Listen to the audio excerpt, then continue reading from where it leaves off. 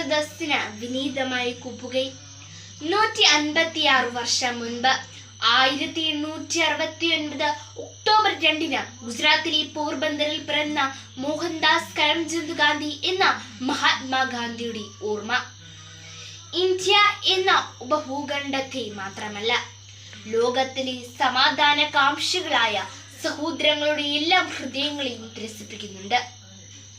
കൂട്ടുകാരി, ഒക്ടോബർ 2 ഗാന്ധി ജയന്തി, മഹാത്മാഗാന്ധിയുടെ ജന്മദിനം.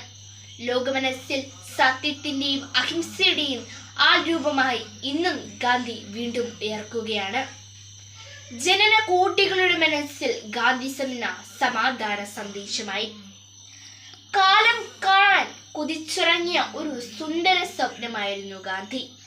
രാജഭരണം ആഭരണമണിയിച്ച ഇന്ത്യയുടെ ചരിത്രത്തിൽ നാട്ടുരാജ്യങ്ങളുടെ കലഹങ്ങൾക്കിടയിലൂടെ വ്യവസ്ഥ കണ്ണുമായി നുഴഞ്ഞു കയറുന്ന വിദേശ ശക്തികളെ അഹിംസാ മാർഗത്തിലൂടെ ഇന്ത്യൻ മണ്ണിൽ നിന്നും തുരത്താൻ പ്രവയെടുത്ത പ്രവാചക ജന്മമാണ് ഗാന്ധി.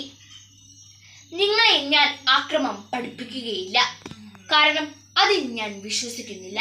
എന്നാൽ ജീവൻ പോയാലും ആരുടെ മുൻപിലും തല കുനിക്കാതിരിക്കുന്നത് എങ്ങനെ എന്നു നിങ്ങളെ പഠിപ്പിക്കാൻ എനിക്ക് സാധിക്കും എന്നു പ്രഖ്യാപിച്ചുകൊണ്ടാണ് ഉദാത്തമായ മാനുഷിക മൂല്യങ്ങളിലൂടെ ചലിക്കുന്ന മന്ദിരമായി ഗാന്ധിജി ഇന്ത്യൻ നാഷണൽ കോൺഗ്രസിലെ മുൻ നിർണായകനായി സ്വാതന്ത്ര്യത്തിന്റെ മുന്നണി പോരാളിയായത്.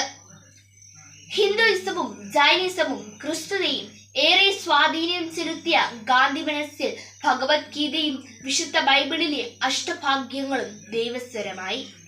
ഒരാൾ ചിന്തിക്കുന്നതും പറയുന്നതും ചെയ്യുന്നതും ഒന്നാകുമ്പോഴാണ് യഥാർത്ഥ സന്തോഷം അയാൾ അറിയുന്നതെന്ന് അദ്ദേഹം തിരിച്ചറിയുന്നത്. മറ്റുള്ളവർക്ക് സേവനം ചെയ്ത് സ്വയം നഷ്ടപ്പെടുമ്പോഴാണ് നിങ്ങൾ നിങ്ങളെ തിരിച്ചറിയുന്നത് എന്ന ഗാന്ധി സൂക്തം അദ്ദേഹത്തിന്റെ ഹൃദയത്തിൽ നിന്നും ഊർന്നു വീണതാണ്. ഭാരതത്തിന്റെ ഭാവവും താളവും രാഗവും തന്റെ ഉപാസവാസത്തിലെ വെളിപ്പെടുത്തിയ ഗാന്ധിജിക്ക് ധാരാളം ശിക്ഷാർഹങ്ങൾ ഉണ്ടായി.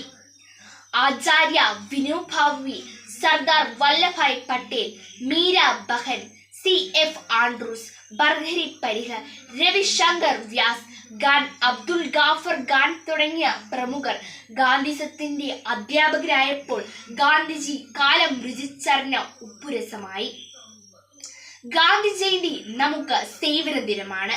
മുൻപ് ഇത് സേവനപരമായിരുന്നു. ക്ലാസ്സിലെയും സ്കൂളിലെയും കടലാസ് നീക്കം ചെയ്തും പുല്ലുപറിച്ചും കല്ലുപിറക്കിയും മാത്രം ഈ ദിനം നമ്മൾ ആചരിക്കരുത്. സാമൂഹിക വളർച്ചയുടെ വഴിയിൽ തടസ്സമായി കിടക്കുന്ന എല്ലാ ഛിദ്രവാസനകളുടെയും മാലിന്യങ്ങൾ തൂത്തെറിയാൻ നമുക്ക് കഴിയണം.